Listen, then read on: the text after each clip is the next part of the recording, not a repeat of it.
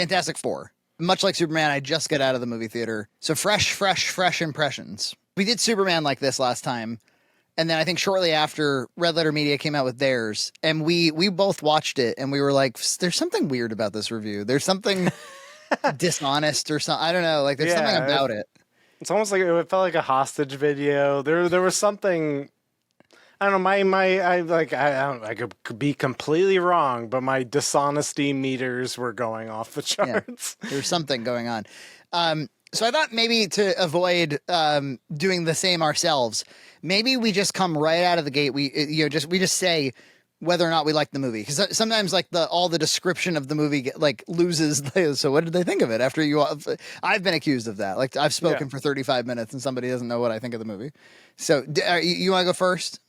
Sure. So, it's a summer of superhero movies. There was, obviously Superman. There was the Thunderbolts.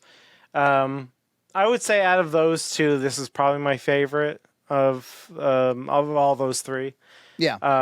I like if maybe Thunderbolts was like a C+.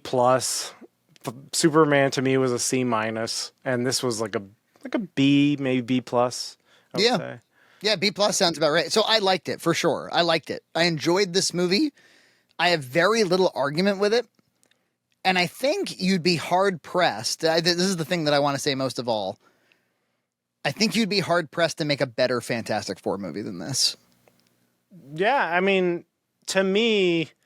Like, I don't know anything about comic books. Like, I'm not like Nerderotic who's like, oh, I can't believe there's a female Silver Surfer. Like, I don't give a shit. Yeah, I liked her, actually. I thought she was cool. Actually, yeah, I thought she was kind of cool. Charismatic and, like, very visually interesting. And they kind of tied her into the story enough to build some intrigue. Yeah, and I liked her interactions with Human Torch. And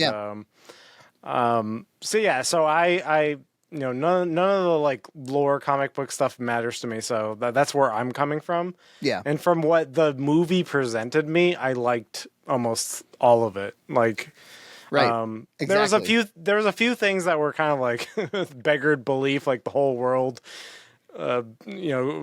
banding together to like shut off the lights and stuff like that. Like I was like, I don't know if that would happen, but it doesn't matter because it's a science fiction movie. There's a Silver Surfer. Like you by that point, hopefully they've kind of sold you that their vision for the movie is not like a hyper realistic, like what if this was real? And actually, I think like what's weird about Superman, not to rehash the Superman conversation, but the further my memory, I unlike other people, I haven't seen it twice. I've heard that it's better on a second view for some people.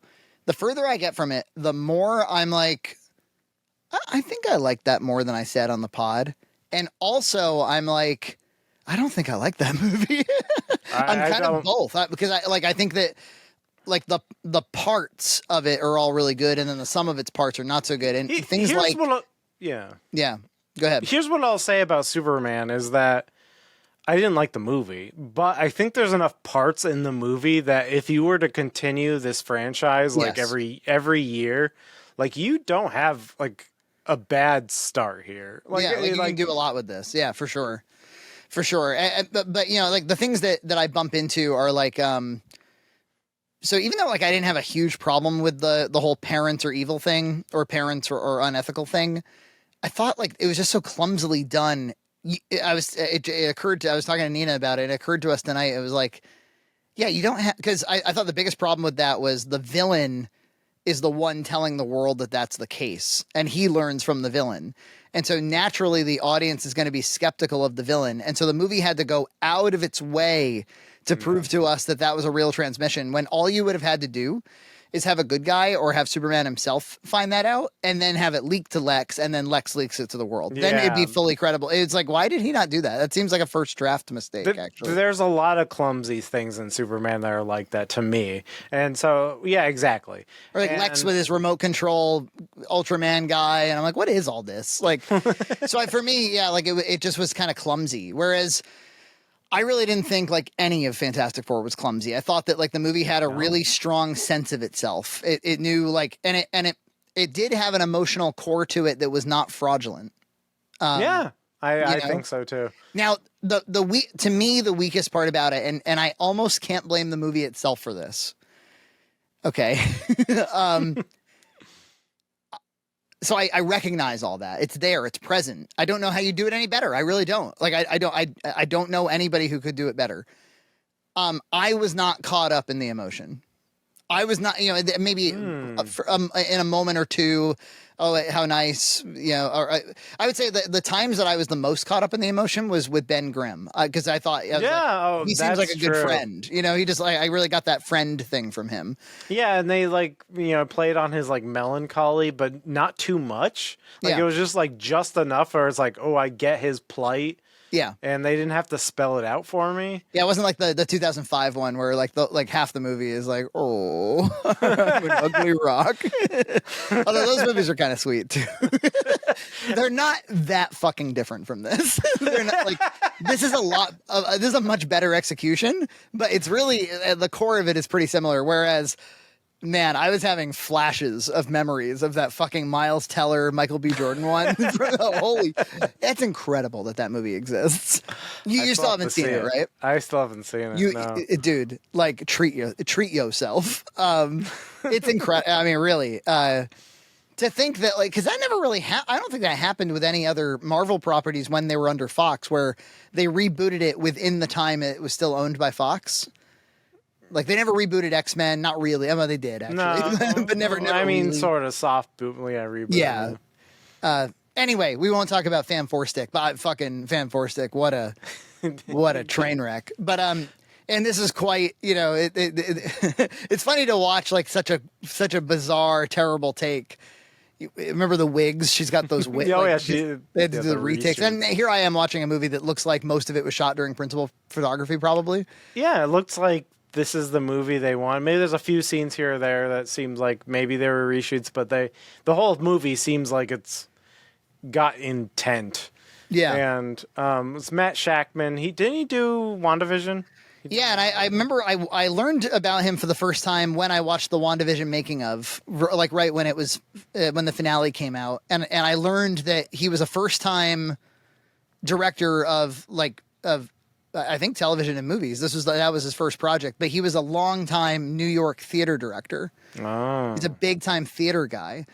So he's performances. He's all about performances. Now, how he figured it, but he also obviously has an incredible visual sense because the production design was excellent and also very well integrated, I thought, into the story. And I think the lengths they went to get the look and feel right from shot to shot, that makes a big difference for me, man. Just for my general enjoyment, as opposed to these other kinds of movies, I don't know, even Black Widow, which isn't even close to one of their worst, where it feels very fractured, where there's the scenes that are directed by an acting director, and then there's scenes that are previs scenes, Yeah. Whereas this all felt like the same guy was making the whole movie. And did you hear that this was originally supposed to have been directed by Webb, the guy who did ironically the Spider-Man movies? He was supposed to do this, and then he somehow dropped out, and then this dude got it. I'm glad he did. I think it has a great vision. What's funny is that it feels a lot like a lot of the same beats as the Superman movie. Yeah, isn't that weird? Where it's you have these heroes, they have bad information comes out, so they have a fall from grace, and then there's a scene where they evacuate the city. It's the same fucking thing in some but when you put it like that, I'm well, I wonder how many superhero movies we could map onto that very thing and just be holy shit, they're all the same. Because they pretty much all have to follow origin story in the first act, and that mileage may vary. In this case, they were we're going to give you the origin in the first 3 minutes. You're going to be fine. You don't need to dedicate the first act. The first act break does not need to be now they have the powers. But I think this showed that this was better than Superman, because Superman just did it with text. Yeah. And so you went kind of right to the fall from grace. This at least showed you them in their prime, which I felt was way better. It might have been my favorite scene in the movie was in the first 5 minutes when it was just them being superheroes. I was this I forgot what superheroes even were.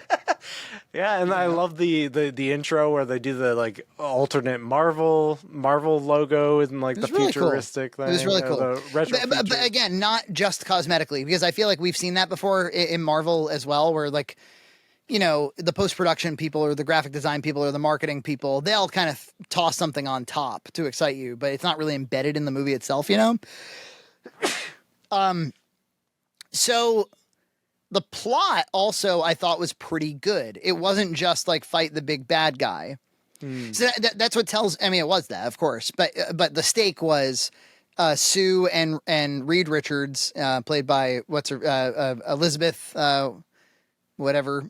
I'm blanking on it too. I had it. No, Kirby, right? Kirby. Kirby. Something Kirby. And Pedro Pascal. Vanessa Kirby. This group of this family led by this like genius scientist who had this accident in space, et cetera, et cetera. They're gonna have a baby, and then she ends up. The Earth is visited by the Silver Surfer, who comes on behalf of a Celestial. Right? Is Galactus a Celestial? I imagine so. I don't really know. They didn't really make it clear. He just is a really hungry man. Yeah, a big giant hungry dude in space. Played by Finchy from the UK Office, if anybody knows that. Yeah. And he was the guy in Final Fantasy 16 where I was like, oh, I like this guy's textured voice, and it's him.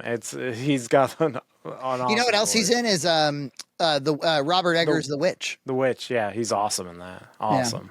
Yeah. He's a great actor. Of course, you don't get to see much of his eyes or anything, but I thought Galactus was designed in a really cool way, and of course, spoilers, in the third act, he's basically a kaiju, but he's like two kaijus. He's humongous, and he's humongous, and he's more of like a force of nature than an actual like villain. But yeah, and that kind of worked. So his deal is that he wants their baby, basically, because that baby is more than the sum of its parts. It's some kind of strange, cosmically important being that's going to satiate his hunger in some way. So he says, like, I'm the devourer of worlds, and I will not devour Earth if you give me the baby. And so, of course, it becomes one of these train tracks, ethical things. Of course, the family says no, but Earth is like, you could give up one baby and save all of us. We have families too. Sue Storm ends up giving this nice monologue where she's like, I'm not willing to sacrifice my baby for the world, but I'm also not willing to sacrifice the world for my baby. So like we're all, this heroic kind of moment. I don't know. Don't you feel like the Sue Storm type character in a lot of these ends up falling flat a lot of the time? And I thought actually she was pretty pretty strong in this. Yeah, I'm like, again, it's like I'm trying to think of the last time there was like a nuclear family. Like it's like in a birth scene inside any of these Marvel movies. With some extended family who everybody, there's this village that's what that really is one of the things that made it stand out for me was it's one. So first of all, they got the whole family dynamic and the family love and the friendship, because there's Sue and Johnny are brothers and Reed and Ben are best friends. And so, they're this kind of like integrated family. And they got that working. You feel the warmth, scene to scene. You feel the sense of humor. It's an actor's director. He knows how to get those performances and how to get like where to find the beats in the script. I felt the humor was natural. I felt it was like organic. Like it was like when a family like ribs each other. Like I was like texting my sister and my family today, and there was like we were bantering and like ribbing each other. I'm like, this is exactly the kind of humor. Like in Superman, like sometimes it was just like, what are we even doing? Like it was like too much. It feels like a joke the writer came up with while he was writing, as opposed to this more organic stuff. But I we've seen movies where that's Fantastic Four movies where that's kind of that's it. It's they're a family, or they're the Incredibles or whatever. And I think what made this one stand out was like that family now has to protect a baby. Mm-hmm. And you could imagine a version of this where the whole baby thing is pretty annoying or gets in the way a lot or something. But what it did instead was it brought out their characters and their true nature and gave them something very like virtuous to fight for. Because I think like I'll always remember Peter Jackson said this about the Battle of Helm's Deep at the end of Two Towers, where he was like, we had this big battle and it was really cool, and of course it's life and death, and everybody knows the stakes. So we thought the stakes were there, but then we were like, there's something like there's no like emotional core though. And then they shot some B-roll basically of women and children in the caves, like listening for the war, and they're like, now it's alive, and I think that's like the audience, the watching a movie is all about trying to like pull out your emotion. It's trying to like appeal to your emotions. And I don't think it's enough to be like the earth is in peril. Yeah. You're better off with putting a baby in peril and then making that, as long as it's not exploitative. I think another good example of that is like in a horror movie, what makes you more horrified? What makes you want to tear your hair out more? Watching somebody get like beheaded in some gruesome, ridiculous way, or watching somebody have like their fingernail ripped off. Yeah. So in other words, something more minor that's a much much more minor injury, but there's something, you're more connected to this kind of pain than that kind of pain. Right. So you know what I mean? And I think like a good director kind of understands that. Yeah. And yeah, exactly. And so I felt like all that really worked, and I felt like every character seemed like they had something to do. Like I loved how like Johnny Storm, he was figuring out like the Shellaball stuff and like what her language meant, and he didn't want to bother Reed with it, so he wanted to kind of come into his own. So now he's got a little growth, right? Yeah, they pretty much all had arcs. All four of them had arcs. Yeah, yeah, they all had something to do. And it was like wow, like. Especially when we think of the Thunderbolts, where it was really like maybe Black Widow had something to do, and that's about it. Exactly. This was a way better screenplay than Thunderbolts, in my opinion. I think that a lot of people like Thunderbolts, and we caught a little bit of shit for not liking it because a lot of people liked it. I think probably the reason they liked it was because it was a really good cast. And the cast matters. You can have a great cast and lousy writing and still have like a decent enough movie. Like the cast, in many cases, might be the most important thing like for a movie. I was thinking about like what makes Iron Man 1, like Iron Man 1's just, it ain't it without Robert Downey Jr., Yeah. He's the thing that he's the best special effect in that whole movie is just that guy's performance. So you can't, that's my advice to all these tentpole special effects fiestas is like, don't lose the performances. It's what makes the thing come to life. It was also occurring to me, because, of course, the superhero fatigue thing now has been going on for how long? Where it's like, this is a lot of fucking superhero movies. And yeah, I'm looking around my theater and everybody's, it's a pretty full theater there to see Fantastic Four. Fantastic Four, which, yes, one of the most famous comic book properties. Yes, one of the longest lasting comic book properties. And yet, in my view, not X-Men, not Spider-Man. No, it's not. A little lamer, but people showed up for one reason or another. And I was thinking about how in 2008, the 1-2 summer superhero punch was Iron Man and Dark Knight, and a lot can be traced back to that summer, like two movies that really started kind of like a superhero renaissance, like right in a row. And I was like, isn't it interesting? 17 years later, basically the same properties, Superman, Fantastic Four, trying to do the same thing, and not as successful in my view. No, but kind of getting back there, where both movies are not embarrassments, And I like that you did, like, I know we were joking about Kevin Feige was like, the television one, you don't have to do any homework, which we interpreted as you don't have to fucking watch it. Don't watch it. But I like that it was pretty self-contained. Like, it's very important in my opinion. It was like, you don't have to do any homework. You sit in there. It explains the universe. It introduces it, and it like tells a story. It ends the story, and of course, it has its like fucking teasers in the mid credits and stuff like that. But it tells a story, and that's really important. It's so important. I wonder if the average Joe Blow American got that from the marketing, where they were like, oh, that looks like it's just a superhero movie and I don't have to have seen 35 other films.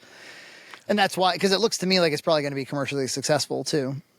I hope so. I actually hope so. I think this is the thing. This has all the pieces to be successful and to build on Marvel. Like everything they did in the last 5 years is horse shit. And this is like the first time I'm like, oh, okay, we got Well, I was something. thinking, I was here. like, so what really has endured?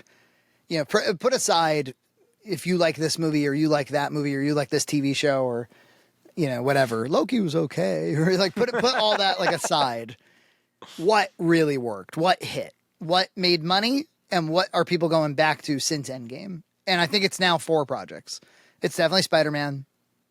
Yeah. I think it's definitely Guardians 3. Those are, you know, people Yeah, really responded to that. absolutely Guardians 3. I think it's definitely Deadpool. Oh, yeah, absolutely. And now it's this. And like, wouldn't you? Who would have guessed it? That your biggest properties, Wolverine, the Fantastic Four, Spider-Man, and unexpectedly Guardians of the Galaxy, but they laid down the groundwork for that. Who would have known that those things would have been what hit? Who would have known that Shang-Chi, Ironheart, She-Hulk, the upcoming Wonder Man, I assume that's not going to do very well. You name it. Yeah, even like Moon Knight, like, why did they think this was all gonna? Why would you? I feel like what was always so successful about Marvel was that they smuggled in their smaller characters on the backs of the bigger characters, and then they evolved the smaller characters. So there's always kind of this pipeline, and I think they got high after Endgame, and they were like, we can just launch, you know, D tier heroes in their own projects, and people will still come out because it says Marvel on it. It's like fuck you, Yeah, you know. yeah. But yeah, Fantastic Four, it works. It works. I liked Herbie. Like if you're comparing like Crypto to her, like I'm sorry to Herbie keep all day. comparing to Superman, but Herbie all day. Like they used him just enough. He was just cute enough. He was just useful enough. It was like, And he fit that aesthetic, that kind of. Remember when we went to the computer museum and they were giving out, you know, terminal computers for Severance and stuff. If I found out that, like, you know, the Providence Computer Museum donated to this movie, I would not be surprised, because they took a lot of inspiration from like 1960s IBM type technology. Like that's all over the place, which is really cool. yeah, I liked the Times Square had like giant CRTs. Yeah, that was awesome. I was like, oh sweet, I want to RGB mod those. But Or like, you know, I always want. That's really funny. I always wonder, like, you know, a giant monster walking around a city. Am I really going to find that interesting? And it's like, well, if it's shot in such a way that's very interesting, right? It's like anything. no. Yeah. Like if you show it, you know, staring at the Statue of Liberty for scale, and then also like the speed, like he was so slow, right? Like you really, you know, and so bassy. You really felt the heaviness of him being there.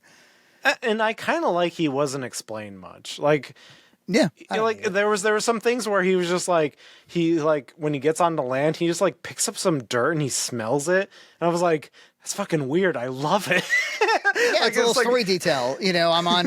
He's trying to understand this planet, right? He's from a completely alien situation. But yeah, like I don't need to hear much about the mumbo jumbo. I need to understand how people feel and why they feel that way. That's what I need. That's what we're all watching when we watch a movie. I think we forget this, and that includes action sequences and visceral special effects and all that. Like a well-conducted action sequence, and I thought all the action sequences were well conducted. They, like any scene, attend to the characters. Where are the characters at? What are the characters feeling? Can we see them? What decisions are they making? That's what's exciting about watching an action sequence. Understanding who's in peril and how they're going to get out of peril. Did you think that having Reed Richards' stupid cameo in Doctor Strange, and even having like Johnny Storm, you know, Chris Evans, Johnny Storm in Deadpool, maybe that one to a lesser extent, but do you feel like that sort of stuff leading up to this undermines this movie a little bit? I don't know, because like I went to this movie with a blank slate, because I actually haven't seen any of the other Fantastic Four movies. Oh. So I don't really I have no like reference to Reed Richards. Like I don't even care. Like when he showed up in Multiverse Strange. of Madness, I was like, okay, it's Jim from The Office, sure. Like, it makes no difference to me who this guy is. Yeah, it made no difference. So, on that note, even amidst the Pedro Pascal fatigue, I thought he did a good job. I thought he was. Look, he was- I want to join the Pedro hate train, but I can't. I can't. I think he's good. I think that was an interesting take on Richard Reed's or whatever. I don't know. I thought he was plugged in. There were a number of scenes. There was that one where he's arguing with his wife. His wife's being a bit of a bitch, but she just gave birth. He's talking, women are crazy. Women are crazy. He was scenario planning about what to do about this grave threat to the earth, and she's like, "You bitch." It was a little stupid on her part, but that's the dumber thing was for him to stand there and keep talking to her. But it was his character. His character was like, well, this is... We can reason this out. We can't reason this out. She just had a baby. You have to stop. She looked pretty good in her blue outfit, right? Postpartum, I thought. I was like, how many days after having the baby is this? But yeah, no, I liked him. The only times I ever felt like he was a little bit unnatural was early on when he was like rattling off science and math stuff. I was kind of like, no, not you. Not you. I don't know that that's you. But I thought that like much like in Last of Us, where I didn't really care for the show, I still thought like he was very like plugged into the emotion. Yeah, I mean, maybe that's why this dude keeps getting cast, is because he actually gives it. Like, first of all, he says yes to like every role, and then he shows up and he gives it. Yeah, I think, yeah, and I thought he was good. Like, again, I don't really understand the Reed Richards or whatever's character, but I thought it was fun, like as a kind of a sciencey guy, and he was leading the group. He was. Like, there were some rumors that it was going to be like a girl boss movie. I don't think that was a girl boss movie. No, it was a family movie. It was everybody has their role. That I got that loud and clear. I heard. I think it was Nerdrotic said something about like there's a lot of there's some modernity in here. He really had an issue with the female Silver Surfer, and I was like, this all works. This is fine. This all works. I don't see it. I thought the whole thing was. Again, like I understood what each character wanted. And like that's all I'm ever looking for is like some humanity in a show, where the situations arise logically, like through an emotional logic, where it's like, oh yeah, that would follow that they would feel that way, and that action would precipitate that. Like Vince Gilligan always talks about that, where he's like, writers often want to write towards an outcome as opposed to like just follow the characters and figure out kind of where they're going. And I felt like this was from a directorial perspective, this was in tune with that. I also thought Pedro, it occurred to me, I was like, I don't know that I've ever seen Pedro Pascal on a big screen before, right? Because I saw Game of Thrones, Last of Us, Mando. I think that's all I've ever seen him. Yeah, and Wonder Woman 1984. But I saw that was during COVID, and that was like on I saw it on the elliptical. I think I've only ever watched the guy on the elliptical. So yeah, and I think he did a great job. I think like... It's funny, their chemistry on the press tour, I think, was better than their chemistry in the movie. Yeah, I saw that. They were like fingering each other. They were like fingering each other in the... What's that about? Are they together? Are they together? But everyone's like, no, he's gay. He's gay. I'm like, is he? Is he gay? I didn't know that. No, people were just saying that, but I'm like... Gay? He's gay. They can touch each other if they're gay. Oh, they're both like, gay wait. No, Pedro's gay.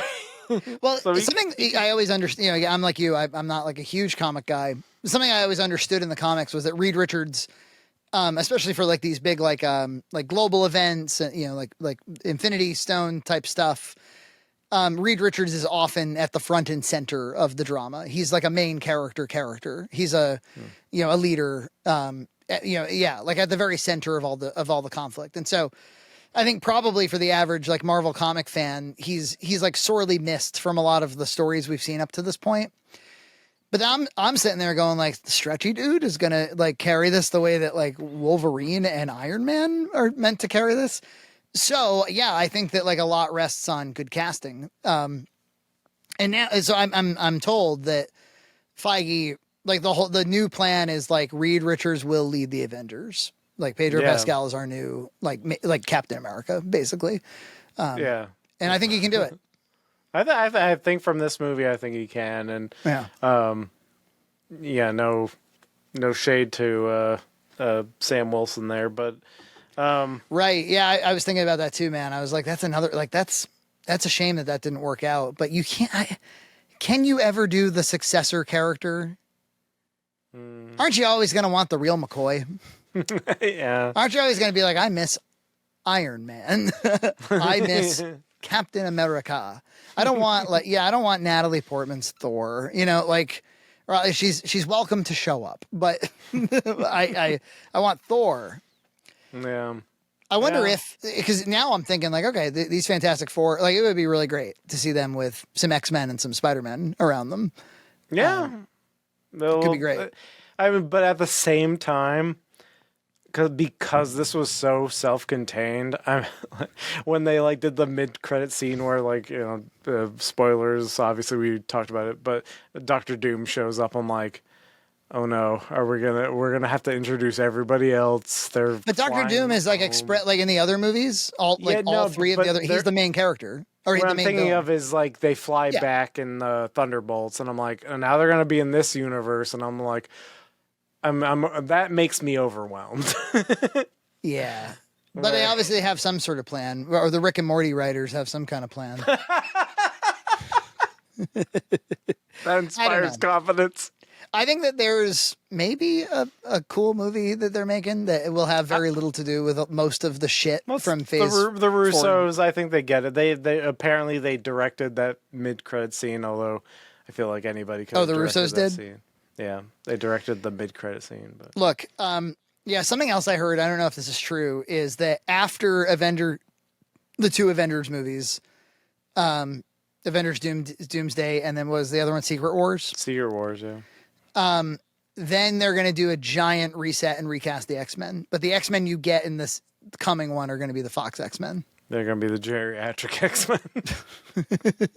Geriatrics.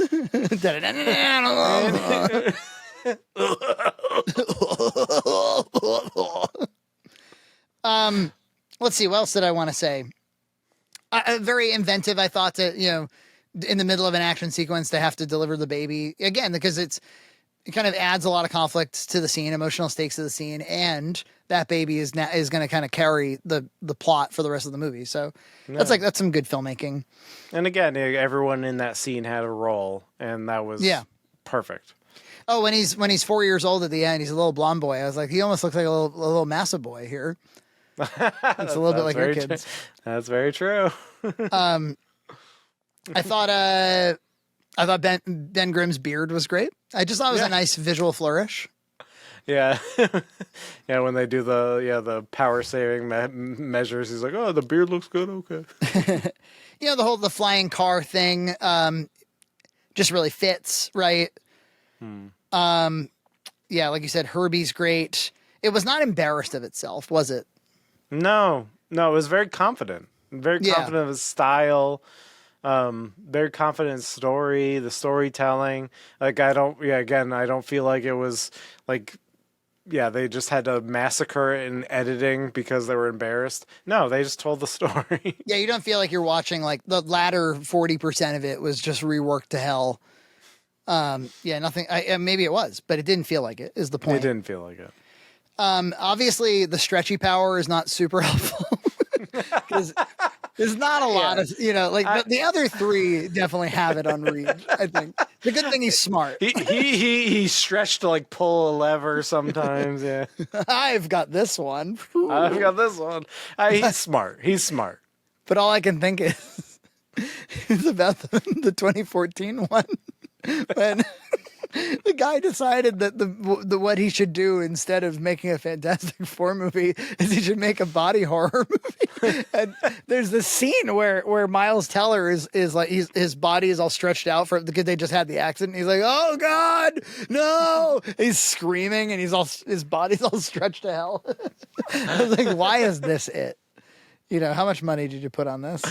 Yeah, they like do like some audio of them screaming in the beginning, like they like kind of, and I just heard in my head like, "Oh, I'm Rocks" is like your impression of it. Yeah, I'm Rocks. I'm Rocks. But yeah, so the thing I said earlier about like I'm not like, because here I am describing all these things that I thought emotionally worked about it, and yet what I mean is, when I watch like my favorite movies, or movies I really loved, like the Dog Days Are Over ending of Guardians 3, or Sam chasing after Frodo, you know, I'm going to Mordor with you. Rocky knocking down Apollo, you know, in that first round.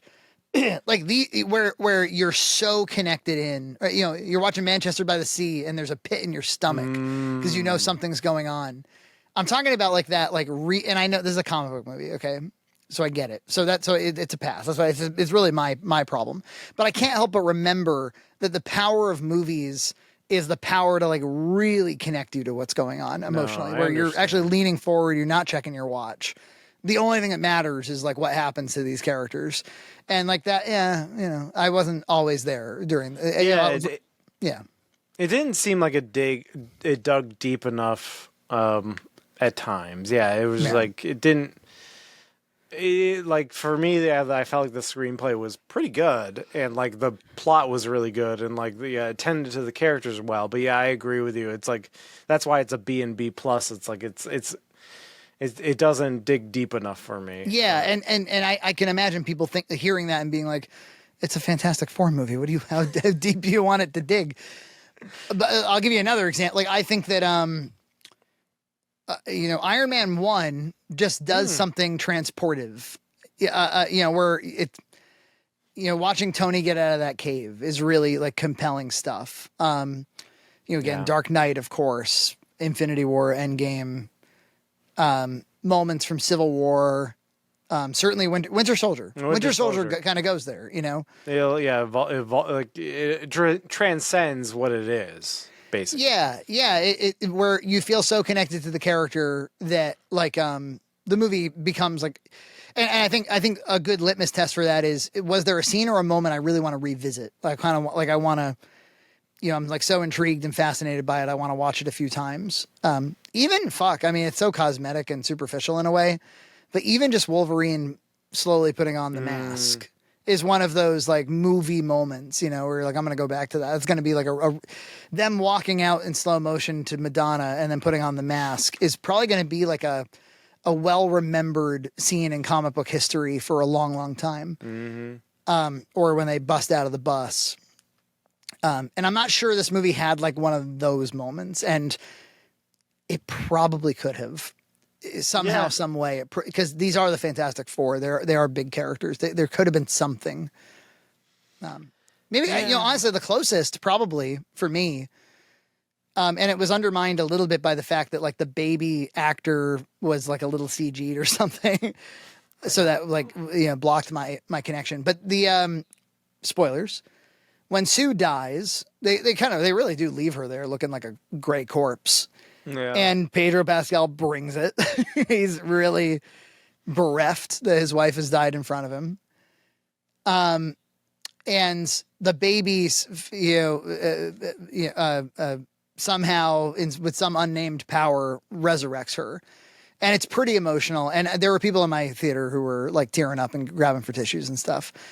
Again, not an all-timer or anything like that, but it was if they hadn't laid the character groundwork to get there, I don't think anybody would have had the sniffles. And so they kind, you know what I mean? So they did something, they accomplished something. Anyway, I think they made a great Fantastic Four movie. I think about as good as you could possibly, because, you know, it's Fantastic Four. And I think it makes up for the other half of WandaVision. Kat Dennings and stuff. All that shit. But man, do I love that other half of WandaVision. I'm a WandaVision that half stan, like that, because that was or even like even when they're outside of the sitcoms and stuff. Do you remember that one episode where she kind of revisits her childhood, and she's sitting with Vision for one of the first times they kind of were starting to fall in love, and he was talking about like, you know, the pain of loss and stuff, and the ship of Odysseus or whatever. I can't remember the ship's name. But, you know, this whole concept of what is a thing. I think people might give WandaVision a little too much shit. And well deserved, because there is this kind of other half to it that's really CW. But there's enough moments that are like pretty much the best of Marvel TV, like by a long shot. I agree. Yeah. Absolutely. So this dude's got a bright future ahead of him. I hope he, like, I could see this guy directing an Avengers movie someday, you know? Yeah. Yeah. Balanced characters. He's got a clear visual vision. I was wondering if the movie was shot on film. It was not. It was shot on digital IMAX. I didn't see it in IMAX, but I saw it in like one of those like Dolby enhanced kind of situations. Yeah. Yeah, I almost wish it was just like a Fantastic Four 2 that was coming out. Like I again, like opening it up to all this like, yeah, X-Men bukkake. I'm just like, oh god. Well, yeah, exactly. Why not just say, dude, like the smart move would just be to be like, hi. As far as you're concerned, the Marvel Cinematic Universe has been rebooted as of Fantastic Four. And you don't reveal completely, you know, does that mean Wakanda's not there anymore? Well, we're not telling you. We'll deal with it when we deal with it. But like for right now, Fantastic Four. And in like 3 years, dude, there's going to be a Fantastic Four 2. And in the intervening time, there's going to be X-Men 1. And it's that would be great. X-Men. I would love that. Right? And we're going to recast the X-Men and we're going to just do regular old plain Jane from Portland, Maine X-Men. And you know what? And then our first team up movie, there's a clip of me from this podcast saying this exact same thing for like, I think a year or two ago, but their first team up movie is called The Fantastic Four Meet the X-Men. Yeah. And that's it. And Charles Xavier and Reed Richards, right? Yeah. Team up and there's shaking hands on the poster. And then it's maybe in that movie that like there's a third act surprise where Thor shows up and people are like, ah, my God, it is connected to the movies that we've been watching. You know what I mean? Yeah. And like you can make a big special effect out of the fact that Thor's there and you don't have to have a billion Thors. Otherwise my ass is going to get Thor. Yeah, my ass is going to get Thor. I always love saying, I really wish they had named, instead of Love and Thunder, Thor for the fourth Thor.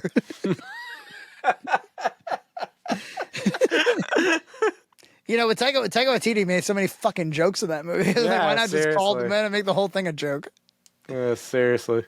They're going to do, if they ever make another Thor movie, though, it's going to be serious as a heart attack just because of that one stupid movie. He's going to be back to like speaking Shakespearean. Yeah. Oh, yeah. Yeah. Rated R, hard R. Zack Snyder's Thor. Big romantic paintings. Everyone's like, just like, yeah, in Speedos, buff. It's wicked gay, but somehow wicked straight. There's a stupid rumor going around that Henry Cavill will play Batman in James Gunn's DCU. You know, the rumor is always that Henry Cavill is going to play Wolverine. He's going to play everybody.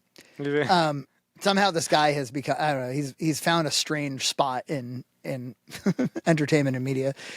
But I gave it an extra moment's thought. I never liked the idea of him as Wolverine. I actually think he's too buff.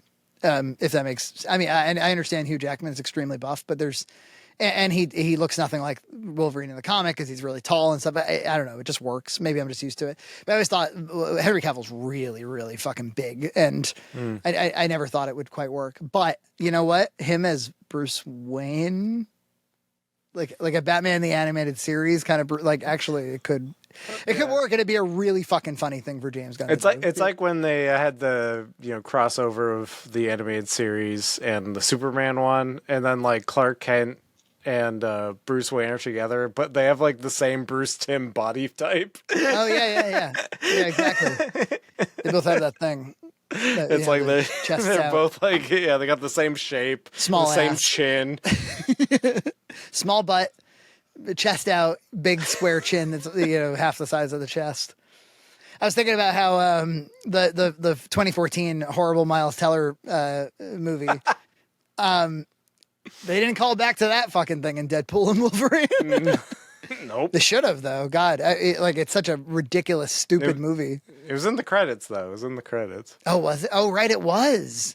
Yeah, would have been great. Like get the thing from that one, or whatever. Like you get, or oh man, it could have been so funny if you brought back Rooney Mara's sister there who played Sue Storm, and just keep like every shot change her wig. Be very inside baseball, but the whole movie is inside baseball, so who cares? Yeah. You're supposed to know that Channing Tatum was supposed to play Gambit and all that. Yeah. But he's actually gonna play Gambit in this upcoming. Yeah, he's gonna be back. I'm with you. This is a bukkake, Yeah. an ex-bukkake. What did I say? That's what I'm like. This was such a solid movie, solid, Straightforward. I would say solid. Linear. Straightforward, solid, and then I'm like, I'm just gonna get XCOM all over me. Patrick Stewart's back. He's 125 years old. What else? Yeah, Channing Tatum is now. He's always been Gambit. Robert Downey Jr. is Doctor Doom. There's no explanation other than they're gonna do multiverse, right? Like it's the only way you get there. Yeah. How stupid. I kind of wish they just cast him as Doctor Doom and then just like never reference that he's like an alternate Tony Stark or whatever. Why not just? I mean, they probably already spent too much money on the future projects, but if this thing is a big hit, why not just look at that and go, "Yeah, Frankie Frayne is right." We'll do it. We'll do Fantastic Four 1, 2, and 3. EJ. Yeah. We're gonna make 3 Fantastic Four movies. We're gonna make like 2 X-Men movies, like the Amazing X-Men or whatever the fuck, or whatever they're called. No, that's the Amazing Spider-Man. What's the Uncanny X-Men? So it's like slightly different. Yeah. And put them in the 60s too. Yeah. Fuck it. Do Jean Grey with the stupid costume from the 60s. Just do that. Go ahead. Have this dude do it. He knows what he's doing. Yeah, he knows what he's doing. Or have him train the trainer. Like everything's a weird retro future period piece. Yeah. But yeah, I like it. And then have Taika Waititi do the team up movie and, No. and the slide whistles. Woo! And threesomes and Well, he's having the threesome. remember that one guy. There's a dude that was watching our podcast back when we used to laugh about the Taika Waititi's like threesome, and he like sent me a huge email about how like polygamy. Like you don't understand. I hate that you don't like weed and polygamy. Seriously, I had this huge email exchange with this dude. Anyway, yeah, I just don't think it makes a good movie. Is all I'm saying. Yeah, look, I mean, if I was always a Ragnarok guy. I know a lot of people have kind of turned their backs on Ragnarok, but I liked it. Yeah, It had the Incredible Hulk in it. I'm watching Fantastic Four. I'm like, you know who I like? The Incredible Hulk and Iron Man, and Captain America, and the Spider-Man and Fantastic Four. Isn't that what Marvel Comics is? What the fuck is all this other shit?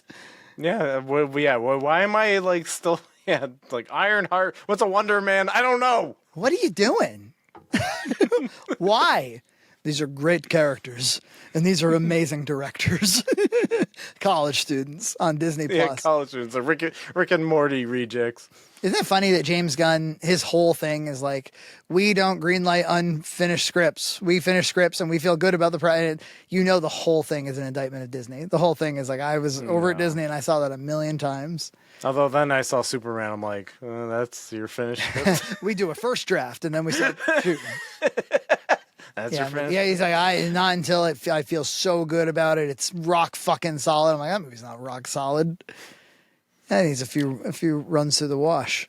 But again, like, I feel like every year they come out with like a DC property. Like, so like this year it's Superman, next year it's Supergirl, and maybe the year after that's Wonder Woman. It's like, that's actually a pretty good cadence. And like, I think it's a pretty good foundation of a universe. I think. Well, wouldn't you say that we're going through COVID, turned the media industry completely on its head. Like in an instant, we basically had to be, the industry had to be like, we can't rely whatsoever on theatrical. We already lost DVD. Just like everything's streaming. And the only way that you can make money off of streaming is to get subscribers. And the only way you can get subscribers is if you promise a constant stream of content. And so we got to, at the right budget levels, we just got to green light to try to attract subscribers. And so like it put us on, like a chaotic path and I feel like a lot of industry, because of supply chain and because of like plummeting demand and then sudden surges in demand and then leveling off of demand, like across all industries, we've just been going through such a chaotic, unstable time. And I think during times that are chaotic, like everybody really craves order and systems and normalcy, right? Like, return to normalcy, if you will. And I think like movies are, it feels like movies are going to have to go there if they want to survive. It's going to have to be like Spider-Man. Yeah, Spider-Man. Nothing, not like it's Spider-Man and he's got a best friend and she's the actual main character. And, you know, Yeah. Oh, there was the rumor that there was going to be oh no, actually, Kevin Feige said he's like, we were trying to do a Blade movie, but we didn't want to put him in leather and killing vampires. It's like, that's fucking Blade. that's Blade. We want him to be in leather killing vampires. What is it then? Oh, yeah. I didn't want Wolverine with claws, going berserker, with his adamantium fighting bad guys. We wouldn't want it. I don't want the Fantastic Four being a family. I want them to have body horror and be ripped to shreds by. Yeah, man.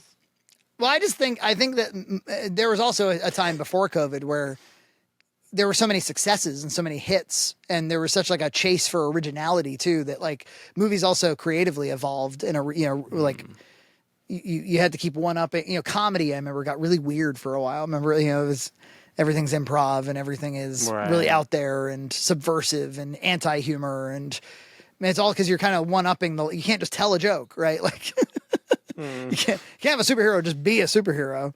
Yeah. I wonder if we're like retreating back to like, okay, Superman's just Superman. Sorry, he's Superman. We gotta put out a Batman next year. Yeah. Should be interesting. Hey, they keep asking James Gunn, are you doing the black and blue? The blue and gray, and he keeps being like, I don't fucking know. Like, how do you not know? That feels like it's so obvious that you would do blue and gray, right? Just say yes. Yeah. just do it. Just do it. And plus, it would be appropriate. It would look proper next to this movie that we just saw, and it would be original. We haven't seen that before in a movie version, not since '66. Just do it. Yeah, but at the same time, you have like this Matt Reeves stuff, which is pretty good. And here's like, yeah, well, James Gunn, I've been watching a lot of interviews with him since the movie came out, and he was like, but I really like the freedom to do Elseworlds, and I really want to do Elseworlds. He's like, in other words, I was wondering if James Gunn was feeling like these were incumbents that he had to deal with, and so he had to brand them in a certain way, but otherwise he would keep everything completely.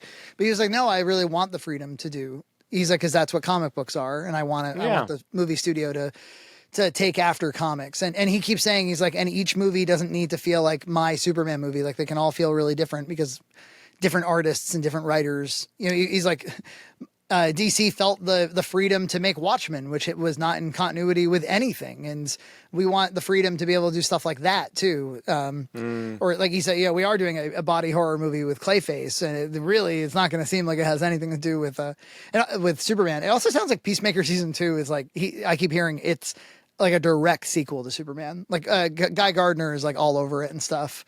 So this is really confusing. He basically said that season 1 of Peacemaker is not so canon, and season 2 is very much canon. Super confusing. Confusing. But yeah, and then well, that's what the thing is. Like, this Fantastic Four feels like an Elseworld, and it feels like it's got a vision. It's got its own thing, which makes me again tired. That it's gonna be connected. Yeah, like how do you complement it into a bigger structure, especially one that's so chaotic as it is? That's why I wish it was just a reboot. I mean, DC just rebooted. Why don't you guys reboot? You lost all your best. It's okay. You ended your story. It's okay. It's okay. You didn't really do you did Spider-Man, but you could do more with him. And you didn't do X-Men, and you didn't do Fantastic Four. So you got a lot to work with, and you got a lot of other villains you've never touched, and you got a lot to do. Yeah. Just do that. You did it. You do it. Yeah. It's fine. Would have been so smart, man. Imagine if they just ended at Endgame and they took a long fucking break through COVID. And then it was Fantastic Four. And yeah. And you'd be like, whoa, Marvel. Remember Marvel? Yeah. Can't wait to see what they do. But no, they just spent up all their goodwill. I think Feige himself was like, I should not have agreed to do the dumb thing Disney had me do, which was make a million projects all at the same time for the streaming platform. But I'm like, well, how do you explain all these shit movies? How do you explain all this? I mean, like your batting average really sucked. Yeah. And he also said that Blade should not wear leather and kill vampires. So I don't trust Kevin Feige. I think it's possible that like between the Russos, Jon Favreau, and James Gunn, he just got really fucking lucky. Yeah. And he's not the secret sauce to their success. No. Like great directors are. Yeah. Because like the DNA of the Marvel Cinematic Universe is mostly those three, right? Mm-hmm. You know, Yeah. Taika shows up, does an okay thing. Yeah. I mean, like, they barely had a script for Iron Man, and it was because it was Robert Downey Jr., it was Jon Favreau, it was this really talented group that just made something special. And James Gunn created this blueprint for Guardians that like was also really aped, and then yeah, you got to give it to Joss Whedon. That first Avengers movie, if that doesn't work, a lot doesn't work. So yeah. A lot of good things happened, you know, in a row. And you know, people give Joss Whedon a lot of shit for inventing like this quippy shit, but he knew when to like let something breathe. Firefly has lots of great dramatic emotional moments. Yeah. I love Firefly. I would love to watch Firefly again sometime. It actually, you know what? It actually makes me, I didn't say this on the Superman talk. Watching Nathan Fillion become a caricature is not something I'm thrilled about, actually.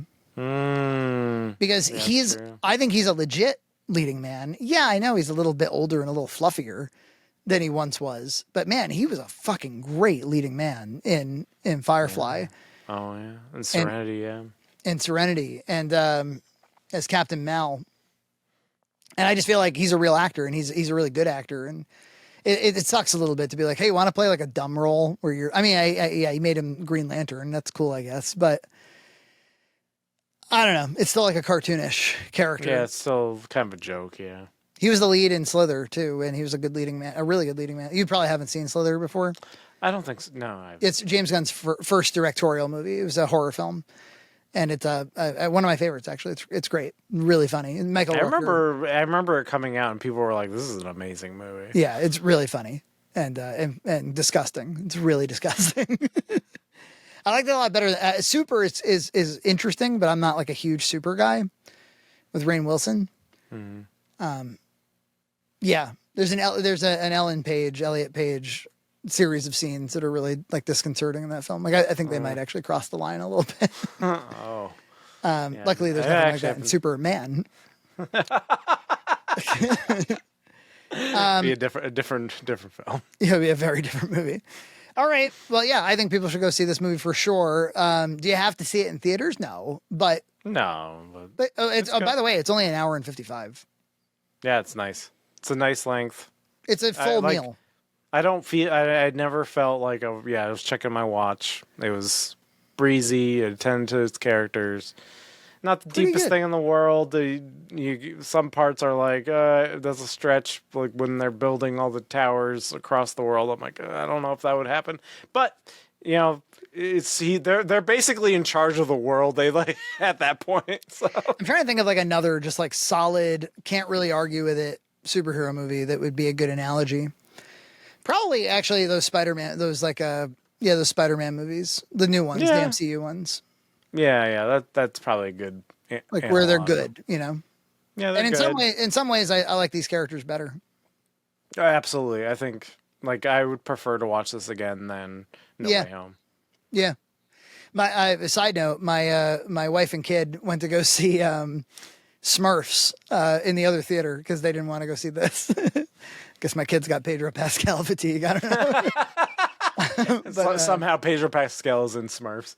Well, because the truth is she saw Superman with us, and A, she went to the bathroom like 5 times because she was bored, and 2, the scene where Lex shoots the dude in the head, it actually, like she mentioned it today, or she's like, is there a scene like that? Because like I couldn't stop thinking about like the permanence of death and stuff. Like, oh fuck, like you shouldn't be watching these movies maybe.